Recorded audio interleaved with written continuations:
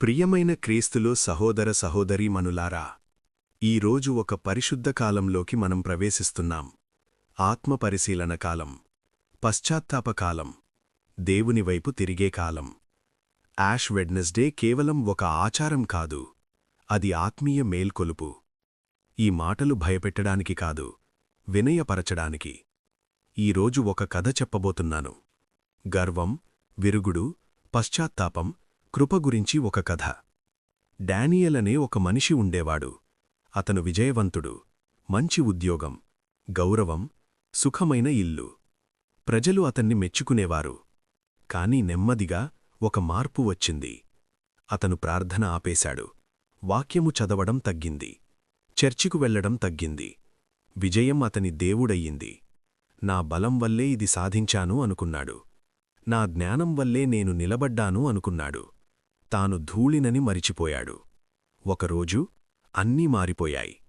ఉద్యోగం పోయింది, ధనం పోయింది, స్నేహితులు దూరమయ్యారు. బలమైన మనిషి ఒక్కసారిగా బలహీనుడయ్యాడు.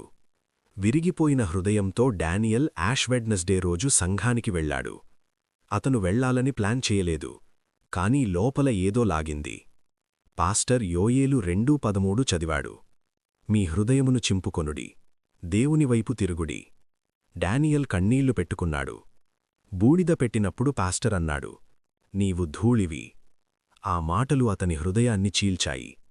అతను గ్రహించాడు, గర్వం తాత్కాలికం, విజయం తాత్కాలికం, జీవితం దేవుని వరం. అతను తలవంచి ఇలా అన్నాడు, ప్రభువా, నేను నిన్ను మరిచిపోయాను. పశ్చాత్తాపమంటే కేవలం క్షమించు అనడం కాదు, తిరిగి దేవునివైపు మళ్లడం. డానియల్ మళ్లీ ప్రార్థన మొదలుపెట్టాడు. లెంట్ సమయంలో ఉపవాసం చేశాడు. ఏళ్లుగా ద్వేషించిన వ్యక్తిని క్షమించాడు. వినయంగా మారాడు. సమస్యలు పూర్తిగా పోలేదు, కానీ సమాధానం వచ్చింది. ఎందుకంటే దేవుడు మళ్లీ అతని జీవిత కేంద్రంగా మారాడు. బూడిద మరణానికి సూచకం, కానీ శిలువ జీవానికి సూచకం. ధూళి నుండి అందాన్ని దేవుడు సృష్టిస్తాడు. విరిగిన హృదయం నుండి పునరుద్ధీరణం. డానియల్ కొత్త ఉద్యోగం పొందాడు. కాని అంతకంటే గొప్పది, దేవుణ్ణి మళ్లీ పొందాడు. యాష్ వెడ్నెస్డే ముగింపు కాదు, కొత్త ఆరంభం. ఈరోజు నీ హృదయాన్ని ప్రశ్నించు. నేను దేవుణ్ణి మరిచిపోయానా? గర్వం పెరిగిందా? ఆత్మీయంగా దూరమయ్యానా? నీవు ధూళివి, కానీ ప్రేమించబడిన ధూళివి. పశ్చాత్తాపం పునరుద్ధీరణ తీసుకొస్తుంది. వినయం కృప తీసుకొస్తుంది. ఈరోజు దేవునివైపు తిరుగు. ప్రభువా, ఈ లెంట్ కాలంలో మమ్మల్ని వినయపరచుము, హృదయాలను శుద్ధిపరచుము, ఆత్మను నూతనపరచుము, సిలువకు దగ్గర చెయ్యము, ధూళి నుండి పునరుజ్జీవం కలుగచేయము. యేసునామంలో ప్రార్థించుచున్నాము. ఆమేన్.